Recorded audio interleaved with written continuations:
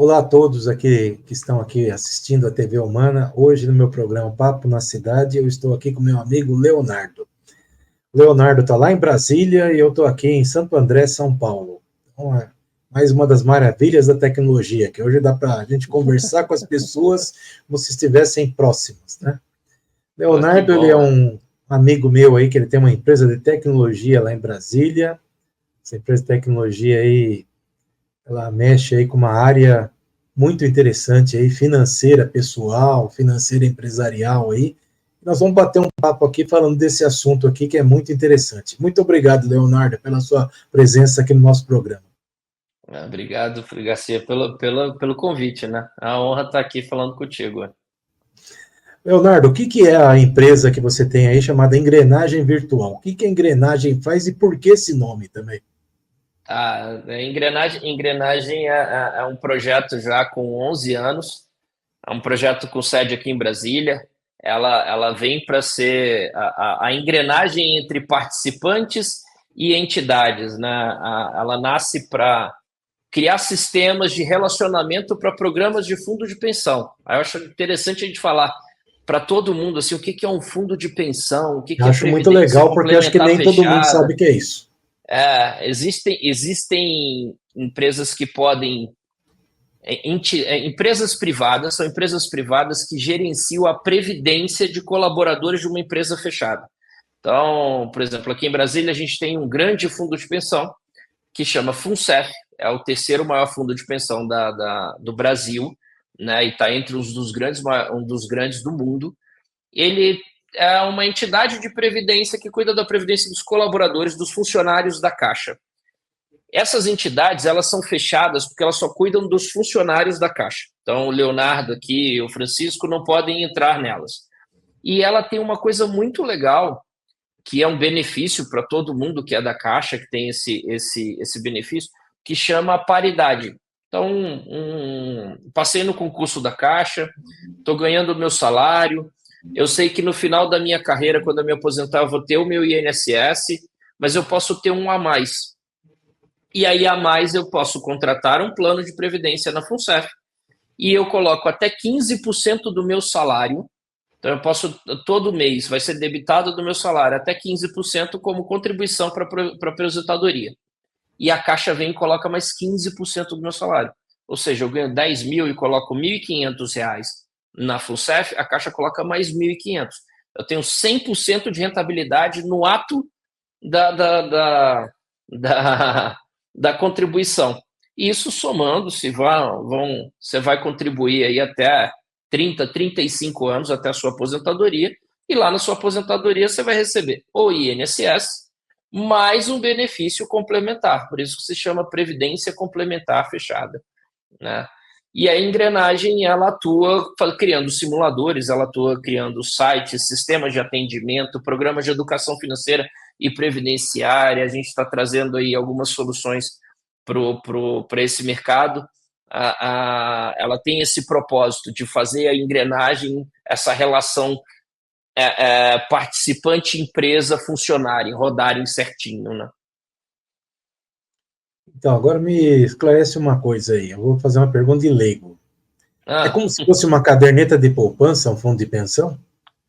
É como se fosse uma caderneta de poupança, só que assim, com a rentabilidade bem maior, né? Você tem uma estrutura grande por trás de uma entidade de previdência, uma estrutura muito técnica, né? Os fundos de pensão, há pouco tempo atrás, viraram notícias, tiveram más notícias de roubo, de corrupção.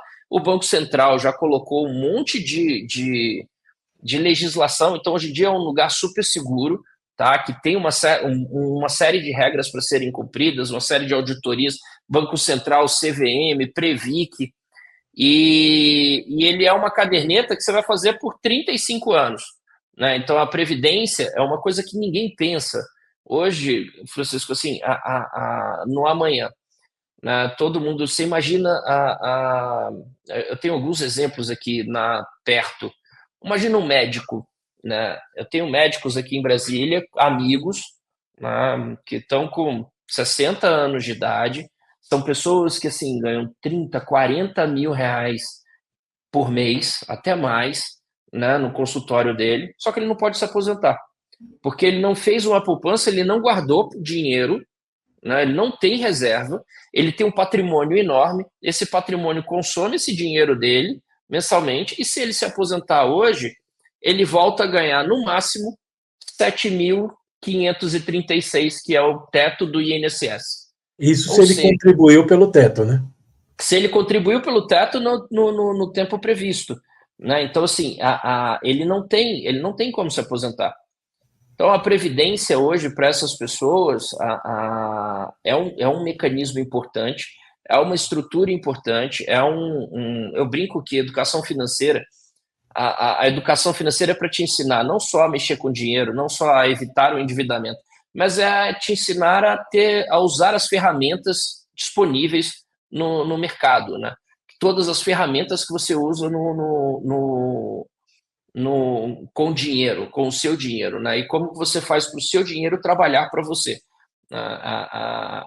Eu brinco que educação financeira é o seguinte: você quer tirar uma carteira com 18 anos, né? Que é o grande sonho de um garoto de 18 anos, tirar a carteira para ter o seu carro. Você tem que passar pela escolinha, você passa por uma prova, você passa por duas provas, a de direção e a do Detran, para poder pegar a carteira e poder sair dirigindo um carro. Se você faz uma faculdade para poder ter uma profissão, você fica lá 4, 5 anos, até mais, em alguns casos, né, para poder assumir aquela profissão. Com dinheiro, não. Dinheiro as pessoas te entregam na mão e você faz o que você quiser.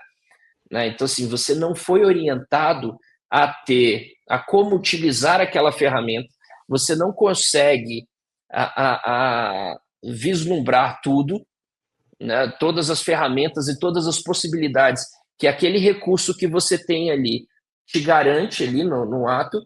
Então, assim, não é só um meio de troca, é uma ferramenta que pode garantir o seu futuro, pode estragar o seu presente e pode estragar o seu futuro se não for usada direito. Né? Então, e a Previdência vem muito para isso, assim, poxa, 30, 35 anos é um tempo muito longo para você investir o seu dinheiro. Então, tem muito educador financeiro que fala o seguinte, fala que previdência é cara. Então, a previdência aberta, ela tem taxas muito altas.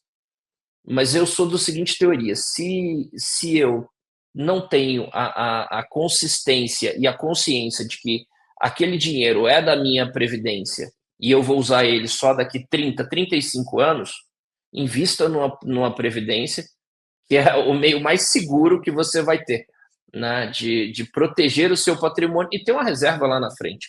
Né? Eu acredito que todo mundo, quando chega à idade, quer parar e descansar, né? Ter esse período. Todo mundo fala de aposentadoria, assim, aposentadoria eu quero viajar, aposentadoria eu quero comprar um sítio, aposentadoria eu quero fazer...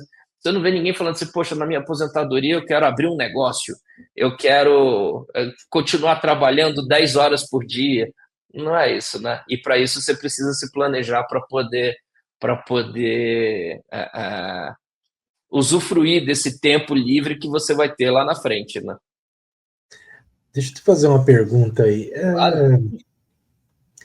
Vou imaginar o seguinte, o cara contribuiu aí, como você falou, 30 anos aí na previdência privada. E na previdência social normal aí, pública, nós já sabemos o que acontece, mas eu quero saber da previdência privada.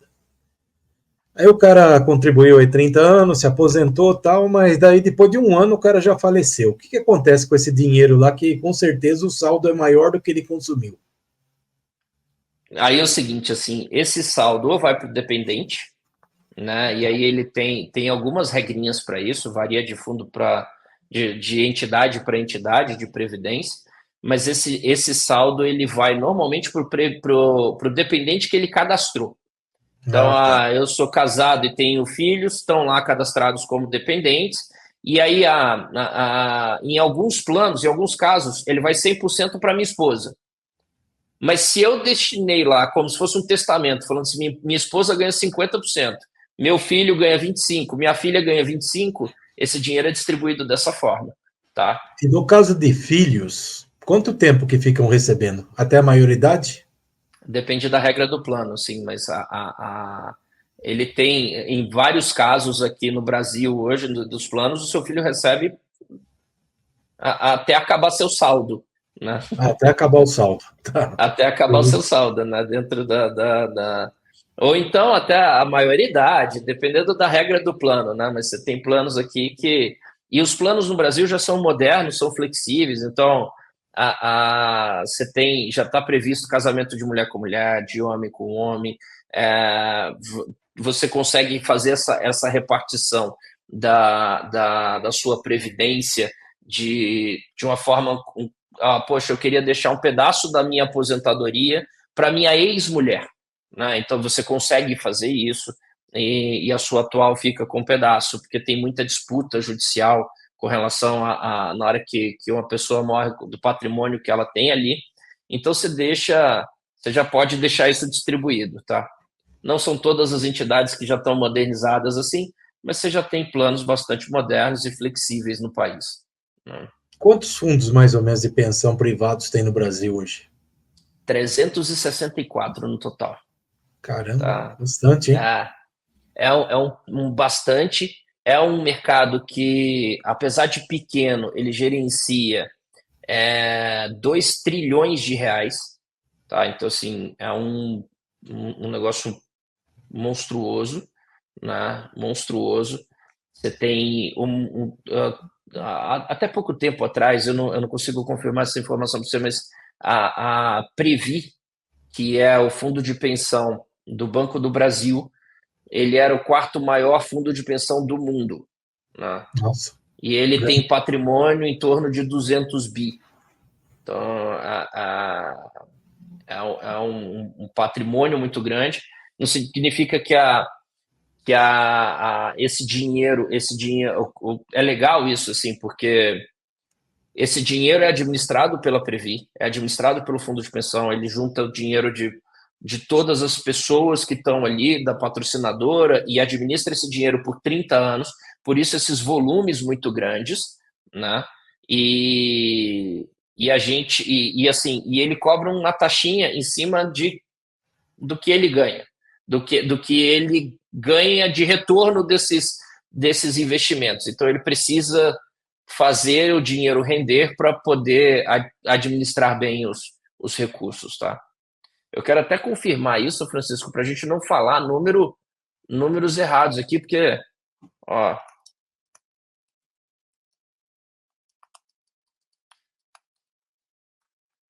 é isso mesmo, 272 bilhões o patrimônio da Previ. Dinheiro pra caramba, hein? É muito dinheiro, né?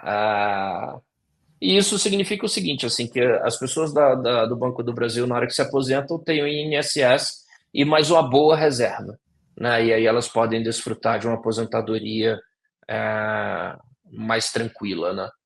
Podem, eu quero ir para a praia, eu quero viajar, eles vão poder fazer isso, tá? Muito bom. Esse é um mercado muito interessante, assim, e pouco explorado no Brasil, né?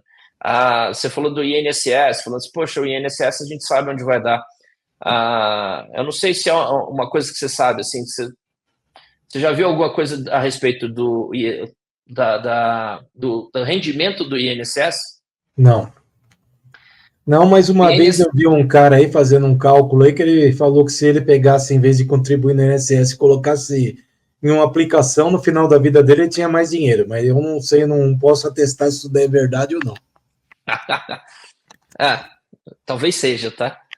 O INSS, ele todo mundo fala assim, o rombo da Previdência Social, né? O que é o rombo da Previdência Social, essa coisa toda. O INSS, ele é um sistema de repartição simples. Então, todo o dinheiro que entra, o dinheiro sai. Então, todo mundo, toda vez que contribui ali, aquele dinheiro é usado para pagar a aposentadoria de todo mundo. O que é o rombo da Previdência Social? Hoje a gente contribui no INSS com o imposto, com a taxa do seu salário, o próprio encargo do INSS, né? Só que o dinheiro que entra não paga a aposentadoria de todo mundo. Então, essa diferença é o rombo da Previdência Social. né? Então, todo mês o governo vai lá e bota. Por isso que uma das soluções que o governo tem é, como todo mundo está se aposentando e não tem tanta gente entrando no mercado de trabalho para entrar dinheiro em cima e sair dinheiro embaixo, o funil está assim, né? Ele quer que você se aposente mais tarde, para poder fazer o funil ficar um pouquinho mais igual, assim. E aí vai diminuindo o rombo dessa forma, né? E aí, se você. Aí, com essa perspectiva de você ter que se aposentar mais tarde, se você quer se planejar, você precisa ter uma previdência, né? Em Então, outros países, você tem. Quando você faz uma conta você tem uma conta, você abre sua conta num plano de previdência qualquer, numa entidade de previdência, e todos os meses você contribui para aquela entidade de previdência e o teu patrocinador, o teu empregador na hora, ele contribui com mais o 100%, ou 150%, ou 50%, de acordo com a lei do país, para o teu plano de previdência. Então, é o seu investimento, sabe? É como se fosse um tá. FGTS ali. E o que acontece? Daí que você falou aí da previdência social aí tem um rombo. Esse rombo aí vem de sucessivos, aliás, desculpa, erros do passado aí na gestão pública, né? Em certa época aí do passado, se aposentou muito mais pessoas que podiam se aposentar. Aposentou um monte de gente aí, vamos dizer, até de forma ilegal, né? Vou falar assim. Sim.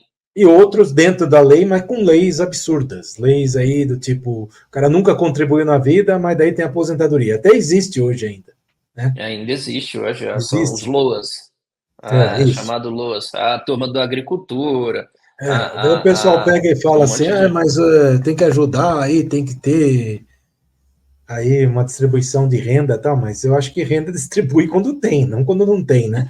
Então é complicado distribuir renda que não tem. Agora, É, não estamos aqui para discutir isso, aí são problemas públicos aí e tudo mais, mas o alerta aí, que aproveitando esse programa aqui, né, para que as pessoas mais jovens aí, se quiserem ter uma aposentadoria mais salutar, não ficar dependendo tanto aí do INSS, né, e pensar realmente em uma aposentadoria privada. É claro que também eu sempre dou esse conselho aqui, a gente também não pode ficar só pensando no futuro, tem que viver a vida também, então você tem que dosar, você tem que falar assim, o que é mais importante para mim agora? Eu torrar tudo agora e não guardar nada, então isso é uma opção, tem gente que é assim. Eu torrar, mas guardar um pouco, então já é outra opção. Ou eu só pensar lá na frente e não viver a vida agora. Então também tem algumas aí decisões que a pessoa tem que tomar, né? Mas uma coisa é fato. O que está acontecendo hoje no Brasil também, que eu entendo isso daí que você falou, defendo isso daí que você defende, não sou só eu, isso daí é geral, né? Mas tem um outro fator também para que o INSS está querendo reduzir o tempo aí, né? Que você falou, diminuir o funil que está o assim. funil. É porque assim, até tive essa conversa aí num outro programa aí que eu gravei essa semana de um outro assunto, que é assim, os meus pais, quando eles tinham lá mais ou menos 35, 40, já eram bem velhos. Uhum. Os meus avós, quando tinha lá, sei lá, 28, já era velho já. Né? Então é assim. E o porquê disso daí? É porque a vida antigamente era muito difícil para todo mundo. Hoje em dia o pessoal reclama, mas até a pessoa mais pobrezinha, mais humildezinha, ela tem uma vida muito melhor do que os pobrezinhos, os humildezinhos de 60, 70 anos atrás. Não adianta falar que não. É assim mesmo. Uhum. Por quê? Porque tudo facilitou no mundo. Desde. Vamos pegar as coisas aí mais luxuosas. Daí o cara fala, só são ricos. Estão falando assim, bom, primeiro eu não sou rico, mas estou falando uma coisa que não. O cara vai comprar um carro aí mais luxuoso, e não precisa ser nenhum super luxuoso, estou falando um pouco mais que um carro básico aí. Ele já não quer mais a manivela lá de ficar para fechar o vidro, ele quer o botãozinho. Nem sei se está saindo ainda carro com manivela. Acredito que um ou outro modelo sai. Ele quer o botãozinho. Pois é, antigamente não, era aquela manivelona lá que tinha que ficar girando. Então, isso já é uma facilidade de vida. Se pegar aqui a região que eu moro, aqui São Paulo, tal, quando eu era adolescente, nós só tínhamos 2 linhas de metrô, e ainda assim com poucas estações, linha azul e linha vermelha na época lá, que nem era vermelha na época, era meio abóbora. Hoje nós temos aí várias linhas de metrô, está sendo ampliado, tal, daí tem sempre aquela turma da choradeira, mas lá no país tal, lá desde 1900 já tem tantos quilômetros, aqui não tem. Gente, eu vivi uma época que não tinha nada, hoje tem bastante, então o pessoal está fazendo aí, então as gerações futuras vão ser beneficiadas. Então a vida simplificou demais, então com isso que a vida simplificou demais, as pessoas também estenderam a sua vida. Então a gente... não, e você tem outras coisas assim também, porque, por exemplo, você falou da sua região de São Paulo que tinha pouco metrô, mas imagina a quantidade de saneamento básico que São Paulo cresceu. Exatamente. Assim, aí você vive hoje no meio mais limpo, né? Então, você tem acesso à saúde. Uma coisa que hoje é muito comum e as pessoas não pensam assim, você tem acesso à academia. Academia não é uma coisa que seu avô fazia, que seu avô foi dar um passeio, foi para onde? Foi para academia, não foi para academia. Não tinha quando eu era criança e nem quando eu era adolescente, não existia. Então, hoje em dia você cuida. Além do que as poucas que tinham eram extremamente caras. Você cuida da sua saúde muito mais, você tem acesso à saúde muito mais, né? Você tem acesso à questão do saneamento básico, água de qualidade, você tem... Tudo isso aumenta a sua longevidade, né? E a gente tem que pensar nisso, e a gente tem que pensar nisso, Francisco, no seguinte, assim, se vai aumentar minha longevidade, a gente tem um problema de previdência social, que não é a gente que tem que resolver, mas e que não... E não vai ser resolvido, não tem solução. A solução não vai ser... E talvez a solução seja uma solução que a gente não goste. A gente tem que trabalhar para ter um futuro nosso, porque se a gente depender do Estado, a gente não vai poder... Talvez a gente não possa contar. Né? Essa mensagem que eu estou querendo passar, que hoje a expectativa de vida já está maior. Então, sim, se eu não me engano, aí acho que eu li em algum lugar, é que está 75 anos, 73, uma coisa assim, a média. Então, veja bem, daqui, quem é jovem hoje, que tem seus 20, 25 anos, nós estamos falando que daqui 50, talvez a expectativa de vida já seja 90 anos, né? E daí, como é que faz aí, né? Então, eu acho lamentável também pessoas que estão querendo se aposentar, tipo, com 40, 50 anos. Eu acho que ainda tem muito chão para frente, mas o cara tem que pensar realmente, hoje, é isso que nós estamos querendo passar a mensagem, com uma certa precocidade, né? Como que ele vai viver quando ele tiver seus 60 anos, quando tiver seus 70. Porque esse o INSS não vai dar para ele viver, isso é fato. Não vai dar para ele viver. O salário mínimo não vai ser compatível com o modo de vida dele quando estiver lá. E quando você fala assim da precoce, é muito legal pensar desse jeito, porque uma pessoa de 20 anos hoje, contribuindo 300, 500 reais por mês ali para a aposentadoria dela, é muito melhor do que uma pessoa de 30 contribuindo R$1.000. Ela vai ter muito mais dinheiro do que uma pessoa de 30 que começou aos 30 anos contribuindo R$1.000. E vai ter muito mais dinheiro do que uma pessoa que começou aos 40 com R$2.000. E a conta vai aumentando. Então, assim, tem uma conta de padaria para ficar todo mundo assim, poxa, quanto que eu preciso para me aposentar, essa coisa toda. Para cada R$1 que você quer ganhar para o resto da sua vida, você precisa ter R$200 investidos. Então, poxa, para cada R$1 que eu quero ganhar o resto da minha vida, eu preciso ter R$200 investidos. Então, eu quero ganhar R$1.000, eu preciso ter R$2 milhões. Né? E aí você começa a ver que, assim, poxa, R$2 milhões, eu estou falando de um número muito grande para a maioria das pessoas. Mas se você começar muito novo, esse número chega. Né? Esse número chega, assim, você consegue. Você tem, com 20 anos, você tem 40 anos para se aposentar. E com 40 anos, uma pessoa de 20 anos agora, ela vai chegar aos 60 com uma qualidade de vida, com uma vitalidade, com uma disposição muito maior do que eu vou chegar aos meus 60 anos. Né? Ele vai ter acesso a várias outras coisas. Então, eu acho que as pessoas precisam pensar no futuro dessa forma o mais cedo possível. Esse é o recado. Eu achei legal que você colocou aí que o cara não precisa pensar em contribuir com 2.000, 1.500, tal. Ele pode contribuir com menos. vai afetar Menos. menos a vida dele.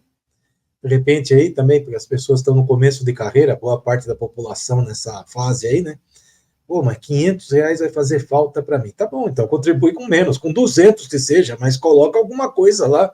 Depois vai subindo, sobe o salário, Os planos sobe de também. previdência começam com R$ 50, poxa. Então, é isso que eu estou Né? falando. Uma coisa que pouca gente sabe, que você acabou de falar aí. Isso daí, 50, R$ 100 aí para um garoto aí que ganha 1.000 e pouco aí, não vai fazer diferença para ele. É uma balada que ele deixou de ir lá de comprar uma pizza lá, alguma coisa. E vai refletir lá no futuro dele. Né? E as pessoas pensam também o seguinte, assim, eu vou pegar R$ 1.000 agora e vou colocar em Bitcoin. Eu vou investir na bolsa. Eu vou. Porque eu falo assim, você para investimento, uma coisa que me incomoda dos educadores financeiros, poxa, você precisa aprender a investir. Eu acho que todo brasileiro precisa aprender a investir. Todo brasileiro precisa aprender a investir. Só que ele tem que ter a consciência de que ele vai ter que investir por 30, 40 anos, ou o resto da vida investindo, para poder tirar um pedacinho daquele investimento, né, e usar para a vida dele. Se você sabe que você não vai ter essa constância durante esse tempo todo, você tem que investir em alguma coisa segura. Né? E você ainda corre o risco de um dia você ter o olho grande e perder esse dinheiro no meio do caminho. Então você precisa ter uma outra reserva. Né? Você tem que ter essa consciência. Assim. Eu passei por um caso agora de um conhecido próximo que pegou todo o dinheiro dele de um investimento, tirou e colocou em criptomoedas, e agora na baixa da criptomoeda ele perdeu boa parte do dinheiro. Então, assim, e era um dinheiro que estava seguro. Né? E aí ele deu uma ré, voltou uns passos para trás e vai ter que começar de novo. Então, isso acontece, isso é normal, né? As pessoas passam por isso e a gente tem que ter um plano para fazer, poxa, minha aposentadoria tá garantida, né? Eu tenho INSS mais o que eu vou receber de aposentadoria. Eu acho que isso é importante, assim, é um seguro, né, que você faz lá para frente. Ô, Léo, você aí na engrenagem virtual, eu sei que você tem aí uma solução de educação financeira para todo esse povo aí. Como é que é isso daí? E por que esse povo aí que já ganha uma grana legal precisa ter educação financeira ainda? Na verdade, a gente tem um projeto de previdência justamente para a gente conversar com as pessoas a respeito da importância de se planejarem para um futuro, né? E o que acontece hoje, Francisco, é o seguinte, e a gente está construindo um projeto aqui, é um projeto meu, até paralelo, de educação financeira aberto para o Brasil inteiro, voltado para o endividamento. Você tem uma pesquisa do Conselho Nacional, da Confederação Nacional de Comércio, que ela faz uma pesquisa e atualiza todo mês, chama PEIC, é a pesquisa do endividamento, de endividamento e ligado ao consumidor. Diz o seguinte: a cada 10 brasileiros, 8 estão endividados. Tá? Desses 8 que estão endividados, 4 não têm condição de pagar a dívida. E aí, o que me assusta dessa pesquisa, esse resultado é o atual, mas o que me assusta dessa pesquisa era o seguinte: antigamente você falava assim, as pessoas que estão endividadas são pessoas com salário mais baixo. Né? Então, você tem uma inflação alta, você tem as coisas não estão indo tão bem, você tem desemprego, então a população com um salário mais baixo está sofrendo com isso e ela está endividada. Não, essa pesquisa mostra que esse número está crescendo em todas as faixas salariais, inclusive nas pessoas que ganham mais de 10 salários mínimos. Então, a gente tem um problema no país. Eu tive um jantar esses dias com a turma do banco, eles falaram assim, Léo, você não sabe o que o banco está prevendo. E aí o banco, eu falo Banco do Brasil e Caixa, assim, o banco está estimando que esse número vai aumentar. Eu falei assim, como vai aumentar? Né? Não tem para onde aumentar. Se de cada 10 brasileiros, 8 estão endividados, como é que esse número aumenta? Né? Não tem. Mas essa questão da falta de educação financeira, da falta de consciência no uso do dinheiro, na falta de conhecimento de todas as ferramentas que tem disponíveis, na falta de conhecimento da questão de se preservar para o futuro, de ter garantias, de ter. As pessoas querem hoje, elas usam como ferramenta jogos para poder ganhar o dinheiro extra. isso dá errado, sabe? Isso dá errado. E os números estão aí. A cada 10 brasileiros, 8 estão endividados. É muita gente, Francisco. A conta é assim: 147 milhões de brasileiros economicamente ativos, 117 milhões endividados, né? Isso assim, é absurdo, é preocupante, sabe? É preocupante, porque é um caminho muito ruim e muito difícil de voltar, né? Então a gente está lançando um programa para essas pessoas. É uma coisa simples de mudar, mas precisa mudar a cabeça das pessoas, né? As pessoas precisam ter consciência no uso do dinheiro delas, né? No básico, assim, no básico.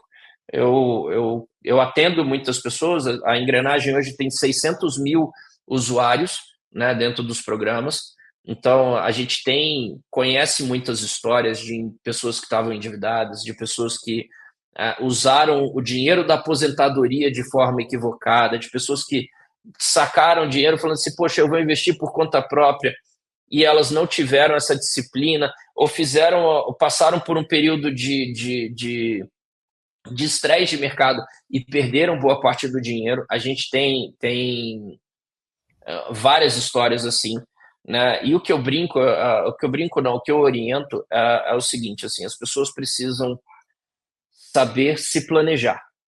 O planejamento é o básico dessa história. A pessoa que se planeja o mínimo, ela consegue não entrar nesse ciclo de endividamento, nesse ciclo de, de, de inadimplência, né? E o que é o planejamento mínimo? Você tem um custo de vida básico. Tem uma pergunta que as pessoas falam assim, poxa, se você perdesse sua renda hoje, quanto tempo você viveria? Né? A maioria das pessoas fala assim, cara, eu não sei, mas ela não sabe quanto custa a sobrevivência dela, né? Então, assim, você tem que saber primeiro você sabe a sua receita, a maioria das pessoas não sabe. Então, um cara que hoje é CLT, carteira assinada, ele ganha 5 mil reais. Aí você pergunta para ele, quanto que você ganha? 5 mil. E aí, na verdade, a gente sabe que entra na conta dele 4.300 reais. Então, ele não ganha 5 mil, ele ganha 4.300. Ele precisa ter essa consciência de que ele paga um monte de imposto e que o dinheiro que ele pode contar é 4.300 reais, né? E ele não sabe quanto custa a vida dele, quanto ele precisa para sobreviver. O para sobreviver quanto custa você morar na sua casa, quanto custa a sua água, a sua luz, quanto custa a sua comida básica. A comida básica, não digo para os alimentos. Poxa, a gente passou por uma situação agora aqui de educação, falou assim, o cara falando, poxa, tem cuscuz de 1,50 e de 8. Tá, o básico é de 1,50. Se você precisar sobreviver, é o de 1,50 que você tem que contar. Quanto que custa esse básico para você sobreviver? Desconta isso do seu salário e aí o restante você tem que dividir, né? Você tem que cuidar da sua aposentadoria, você tem que saber quanto que você vai ter de reserva. Uma coisa importante para esclarecer, Francisco, todo mundo fala de reserva de emergência, né? Com a pandemia, com o lockdown, e todo mundo perdeu emprego e ficou uma coisa tensa. Falou-se muito disso. Poxa, todo mundo tem que ter a reserva de emergência, mas pouco se fala do que é a reserva de emergência. A reserva de emergência, para mim, no meu conceito de educação financeira, é você saber quanto você precisa para sobreviver, para estar morando no lugar que você mora, para ter água, para ter luz, para ter comida, né? Aquilo dali você precisa, aquele valor para 6 meses. Muita gente fala assim, eu preciso ter 6 meses do seu salário, né? Eu ganho 5 mil reais, então eu preciso ter 30 mil. Eu falo assim, não, você não precisa ter 30 mil, você precisa ter quanto que você precisa para sobreviver. Nesses itens de sobrevivência, nesse mundo hoje, eu incluo internet, eu incluo meio de transporte, que a pessoa precisa continuar produzindo, então ela precisa de internet para procurar fonte de renda, para essa coisa toda. A outra parte do planejamento você vai distribuir entre o custo fixo, colégio, a prestação do carro, essa coisa toda, né, todos os custos fixos que você tem, e aí você vai chegar no montante ali final do que vai sobrar do seu salário, né? Que são os custos variáveis, é onde você pode se divertir, é onde você pode ir para um restaurante, onde você pode comer uma comida mais cara, onde você pode pedir um iFood, onde você pode usar isso da forma como você entender, né? E eu gosto de fazer o seguinte, na hora que eu chego nesse custo variável, o final tenho minha sobrevivência, tenho minhas reservas, os meus investimentos, tenho os custos fixos, cheguei no variável, eu divido esse dinheiro por dia. Então eu sei quanto eu posso usar por dia. E aí você vai fazendo a sua conta. Muitas vezes quando a gente faz essa conta para as pessoas, aí fica assim, R$ 13 por dia, R$ 10 por dia. Eu falo assim, ótimo, agora você sabe que você tem R$ 10 para usar por dia. Aquela história das pessoas que, quando eu tiro dinheiro e eu não sei para onde o dinheiro foi, né? Ela gasta aquele dinheiro ali, ela não sabia quanto que ela podia gastar por dia. Ela não fez conta disso, ela não tem planejamento para isso. Então, se você tem, o que é o planejamento? Eu preciso chegar em tal lugar, tal dia. Eu trago esse valor para hoje. Quanto eu preciso economizar hoje para ter o dinheiro tal dia? Se eu tenho R$ 10 para gastar hoje, eu preciso economizar R$ 2 por dia. Para ter o dinheiro daqui 6 meses, eu só tenho R$ 8 para gastar hoje. E aí você começa. Né? Então, assim, o intuito é esse. Eu acho que boa parte da situação brasileira, desse endividamento, é essa falta de planejamento, falta de conhecer o dinheiro, né? Falta de conhecer como é que você usa esse recurso, né? E começa de pequenininho, assim. A gente passou por uma situação agora com meu filho poxa, meu filho está no 7º ano, então começou uma vergonha de levar lanche para o colégio, né? De levar a lancheira para o colégio. E aí eu falei assim, bom, beleza, então eu vou te dar um valor mensal e você organiza. Eu não dou o valor para ele gastar. Você tem R$ 10 aqui, vai lá e gasta R$ 10. Não, eu te dou um valor mensal e você organiza. E o dinheiro acabou. Eu falei assim, bom, agora você vai lanchar menos, né? Ou vai lancheira, assim. Poxa, mas não tem mais. Né? Quando você tiver seu salário, é isso, é o seu salário que você pode contar. A partir do que você gastou mais, você está se endividando. Né? Então aprende que é assim que você vai viver o resto da sua vida. Né? É assim, você conta com esse recurso aqui. Né? Você não tem mais recurso, você precisa economizar. Você precisa aprender a usar o seu dinheiro de maneira consciente. Né? Só que assim, nós estamos num país aqui.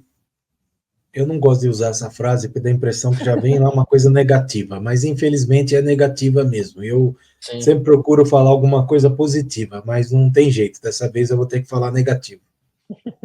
O que acontece? Principalmente os mais pobres no Brasil, eles são treinados justamente a não ter nenhuma educação financeira. Sim, Eles isso. são treinados ao quê? Alguém vai dar alguma coisa e quem tem é meu inimigo. É isso que é treinado aqui no Brasil. Infelizmente é desse jeito. E começa pela nossa política. Tá? Então, isso daí repercute no quê? As pessoas saírem comprando coisas, comprando.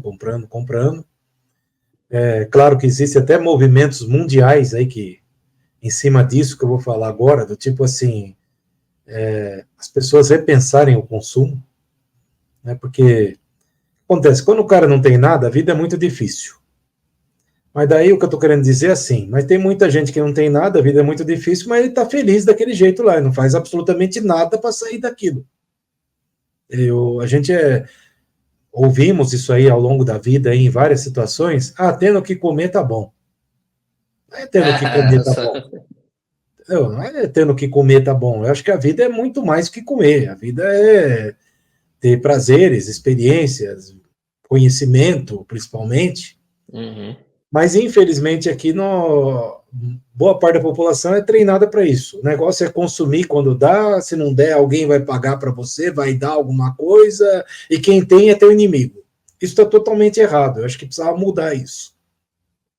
E aí nós temos a seguinte situação. O cara, quando começa a ganhar um certo valor, como ele já estava acostumado lá antes, não ter referência, que também foi outra coisa que nós conversamos aí outro dia com uma pessoa, que é a questão do o que é preço e o que é valor. É que são coisas distintas. Uhum. Preço é o seguinte, o cara chega e fala, olha, eu tenho aqui um celular, o celular custa, sei lá, X reais. Mas qual que é o valor daquilo ali? O que, que aquilo ali representa para você? O que, que aquilo ali pode te ajudar? O que, que aquilo ali faz efetivamente? Então aí, às vezes pode ser imensurável isso, mas pessoas não têm essa ideia. Então no mundo aí tem vários movimentos aí que querem barrar o consumo. Eles criam aí cursos, sei lá, Minimalismo, palestras, workshops, uhum. tal, querendo dar uma visão para a pessoa o seguinte: para que você precisa ter 10 pares de sapato? Por que você não tem um até não ter mais jeito? E por que você também não pega esse um que não tem mais jeito e leva ele para arrumar em vez de comprar outro?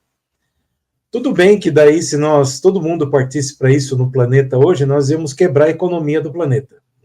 Sim. Simples assim. Porque daí não haveria mais produção. Para que ter produção em massa se não há consumo em massa? Mas também o cara ter, como eu já vi aí também, os exageros que tem no mundo, né?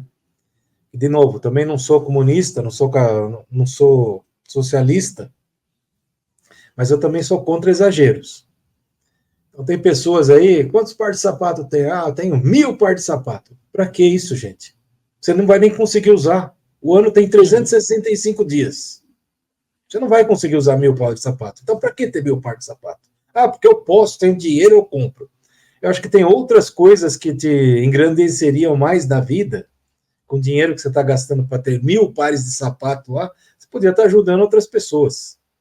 Mas ajudando aquelas pessoas que realmente precisam e querem mudança. Então, eu sei que também que você, no teu programa aí de educação financeira, você também tem uma parte aí que você fala como sair das dívidas, para se livrar dos tradicionais cobradores aí que não para de te ligar. Porque assim, tem muita gente que se endividou por negligência, isso é fato, mas também tem muita gente que se endividou por situações variadas aí que não teve como a pessoa fugir e se endividou. Então, de repente, uma pessoa perdeu o emprego, não está tendo renda, está tendo lá, sei lá, auxílio-desemprego, alguma coisa assim. Só que precisou comprar um remédio lá caro, lá, porque não tinha jeito, tinha que comprar aquilo lá. Aí o Ah, cara lascou lá no cartão de crédito, daqui a pouco já não consegue mais pagar no mês que vem. E vira uma bola de neve. Isso aqui você sabe que é assim também no Brasil. Aí. Tem um exemplo, mas nós temos aí dúzias de exemplos de pessoas que se endividam sem elas quererem se endividar, mas acontece. Mas aí o grande problema é como sair disso, porque daí o cara não tem paz mais. Quando o cara está devendo para um banco, por exemplo, não que o banco não esteja errado de cobrar, tem que cobrar, porque ele emprestou um dinheiro e tal, é uhum. óbvio que ele tem que cobrar. Mas a cobrança é insana, entendeu? O cara, de repente, ele perde até a noção lá, porque é tanta cobrança, tanta coisa lá, que o cara não consegue tratar o real problema dele. O real problema dele qual que é? Voltar a ter receita. E não pagar as contas, porque a conta ele não vai conseguir pagar se não tiver receita. E Como que é? assim, Francisco, Como que funciona isso aí? você comentou um negócio muito, muito legal, assim, de tudo que a gente falou agora, assim, o brasileiro não tem planejamento, É né? isso aí. Então ele não tem planejamento financeiro nenhum. Aí o que que acontece? O cara ganha o salário dele e ele gasta o salário dele inteiro. Na maioria das vezes, essa pessoa está gastando o salário dele inteiro e ele consegue pagar todas as contas. O mês termina ali antes tem mais mês do que salário, mas ele paga com todas as contas. E ele vive sempre nessa corda bamba, nesse equilíbrio. E aí você falou assim, poxa, o cara perdeu o emprego. O perder o emprego é uma situação, mas o que mais eu vejo é o seguinte, no meio desse caminho aconteceu qualquer coisa. Você bateu o carro. Algo que fugiu do seu mês. Como você não tem planejamento financeiro nenhum, você não tem reserva, você não tem nada. Você teve que usar um dinheirinho a mais. Aquele dinheirinho a mais ali, você não complementa mais. E no mês que vem, você continua gastando seu salário inteiro. E aquele dinheirinho vai virando uma bola de neve. Né? É isso Aquele aí. recurso vira uma bola de neve. Para as pessoas que estão endividadas, o conselho é o seguinte, assim, bom, primeiro, você tem que pagar. Você vai, né? Uma coisa antes, assim, as pessoas precisam entender as armadilhas que estão hoje em dia disponíveis no mercado, que são as ferramentas lá. O cara que ganha 2.000, 3.000 reais hoje, ele abre uma conta num banco de R$ 3.000, ele ganha um cartão de crédito com limite de 5, ele ganha um cheque especial com limite de 5. Tudo isso é armadilha. Né? Então, assim, na hora que ele cai no cartão de crédito de 15, com Uma 15% sedução. ao mês, é uma sedução. Então, assim, agora ele pode comprar um telefone mais caro, porque ele pode dividir esse valor, e aí ele tem mais uma parcela, mas ele não conta a parcela no salário dele, ele continua gastando o salário dele, e aí agora ele entrou no cheque especial, e em vez dele gastar menos esse mês para cobrir o cheque, não vai. Então, assim, e aí quando ele se vê, ele tá com a corda no pescoço, numa situação difícil, que é o que a gente está vendo nas pesquisas aí, 8 brasileiros em cada 10. O que precisa ver? Primeiro, ter calma para poder sair da situação, né? Você precisa colocar todas as suas contas no papel.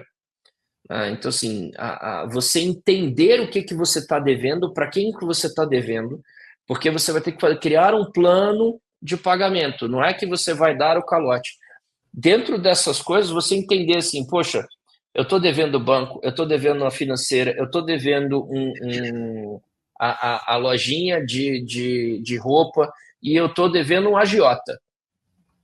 Você tem que classificar o risco dos seus débitos. Muita gente, Francisco, hoje me liga e fala assim, poxa, eu deixei de pagar o financiamento do meu carro, né? E eu paguei uma conta do cartão de crédito. Assim, uma coisa que as pessoas não sabem, porque aconteceu agora, né, no primeiro semestre de 2024, é que 30 dias de inadimplência do seu carro, a financeira já pode tomar o seu carro com uma ação extrajudicial. Então, ela não precisa mais entrar na justiça para tomar seu carro. O cara te manda uma cartinha de uma notificação extrajudicial que o advogado da financeira faz, baixa um guincho aqui em casa e toma o carro e leva o carro e acabou. Levou o patrimônio e você perdeu tudo que você tinha que construir. Você tem que pagar guincho, depósito, você tem que pagar uma série de coisas. Se você não estava pagando a prestação, imagina pagar essa coisa toda para reaver seu bem. Né?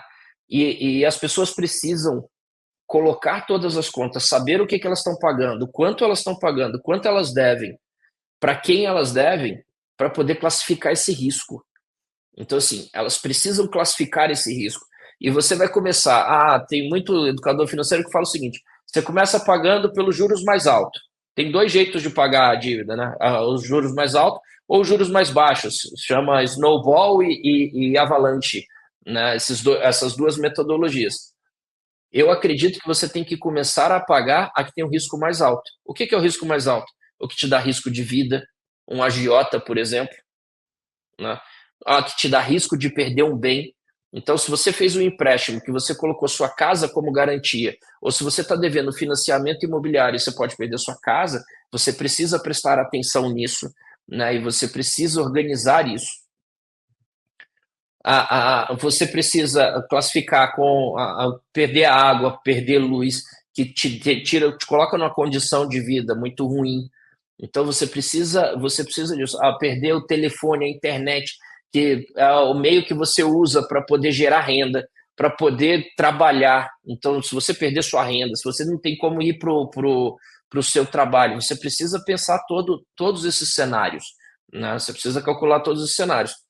As contas, as dívidas de banco, de cartão de crédito, existem legislações específicas hoje, então, que os bancos, na maioria, não cumprem, porque as pessoas não sabem, né? Mas você tem o seguinte, assim, depois de 2 meses do cartão de crédito, 60 dias, o banco é obrigado a abrir um financiamento daquele dívida ali, então aquela dívida estanca e abre um financiamento com um valor mais barato. Os bancos continuam te cobrando num valor com 15% ao mês e vão te cobrando isso, né? Então, assim, você tem que ter calma para resolver essa situação, né? E não tardar, porque eu falei assim, você não... uma das coisas que é fundamental para a pessoa que tem dívida, assim, com calma, depois que você fez colocou no papel tudo que você deve, para quem você deve, quais são os juros, quais são os riscos que você tem, você vai começar o seguinte, você vai entender que bom, isso daqui eu tenho dinheiro para pagar, isso daqui eu não tenho dinheiro para pagar. Dívida, você não renegocia, tá? Então, assim, quando você... existe uma coisa que as pessoas fazem que eu, na minha visão, acho errado e vou explicar por quê. Quando você tem lá uma dívida do cartão de crédito e você estava devendo 5 mil, né? Começou devendo 5 mil, aí o cartão de crédito chegou em 30, e aí a mulher vira para você e fala assim, poxa, mas hoje eu estou com uma super promoção, Leonardo, e eu vou te dar uma mega promoção, uma mega condição aqui, você vai me pagar isso em 20 vezes de R$ 1.000, né? Quando você fez isso, você assinou uma confissão de dívida para o banco de R$ 30 mil, não foi de 20, e uma negociação de que você vai pagar 20 mil, negociado, em 20 vezes de R$ 1.000. Ou seja, você só devia 5. Né? Você só devia 5. Então, isso as pessoas têm que ter calma, né? Porque eu sei que é chato, é o que você falou, assim, é infernal o call center te ligando, é infernal o banco te manda notificação extrajudicial, fala que vai seu nome sujo, mas você tem que ter calma para resolver a situação da melhor forma para você, né? Então, assim, você tem que ter essa calma. O banco vai chegar na condição e é mais fácil você ir guardando esse dinheiro, e aí você tendo a disciplina e o compromisso com você guardando esse dinheiro, para chegar numa condição para o banco e falar assim, bom, eu te devia 5 e eu tenho 7 agora e eu pago à vista, né? E aí você paga e quita a dívida. Porque se você renegociar uma dívida, você assina um termo de confissão. E aí o termo de confissão não tem mais o que fazer. Existem prazos que correm a sua dívida, que o banco não pode mais protestar. Dependendo da quantidade de dívidas que você tem, você pode entrar na justiça hoje com a lei de superendividamento, aprovada em 2020. Você pode chamar um juiz e falar assim, eu não estou dando conta mais das minhas dívidas. Você pode chamar entrar em pequenas causas, dependendo dos valores, para negociar juros menores. Existem uma série de ferramentas, de artifícios que você usa para você sair dessa situação.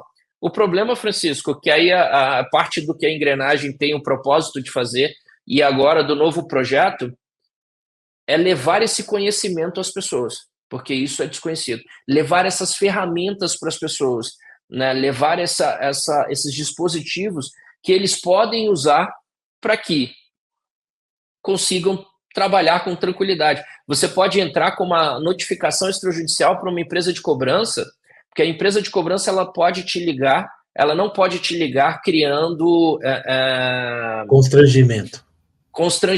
Então você pode entrar com uma notificação extrajudicial para a empresa de cobrança falando assim, olha, eu não aceito que você me ligue no horário de trabalho. Eu trabalho aqui de 8 a meio-dia e de 2 a 6, você só pode me ligar nesses intervalos. Né? E você pode usar isso numa possível causa de danos morais. Né? E você vai. Então, assim, existem muitas coisas. Depois de 5 anos, uma dívida não pode ser cobrada na justiça. Existem muitos mecanismos, muitos mecanismos que o endividado... E eu acho que o Brasil precisa entender isso. A população hoje precisa conhecer todos esses mecanismos que os protegem para poder ver se a gente ganha um respiro, né? Porque é complicado. a situação é complicada. Ô, Leonardo, o nosso papo está muito bom, mas a gente precisa encerrar aqui porque a gente tem um tempo, tá? Tá, legal. Eu acho que a gente vamos marcar em um próximo papo aí, a hora que tivesse outro produto lançado, para daí você contar mais sobre ele aqui, tá? De qualquer forma, eu agradeço aí o que você falou aqui. Eu acho que você deu aí boas dicas aí para as pessoas, muitas delas aí com essa questão de endividamento. Também para aquelas pessoas que pensam em ter uma aposentadoria mais salutar, eu acho que você ajudou também. Então, eu agradeço bastante a sua participação aqui no programa Papo na Cidade, aqui da TV Humana, tá? E para você que nos assiste, eu espero vocês no próximo programa Papo na Cidade. Muito obrigado e até lá. Valeu, pessoal. Um abraço.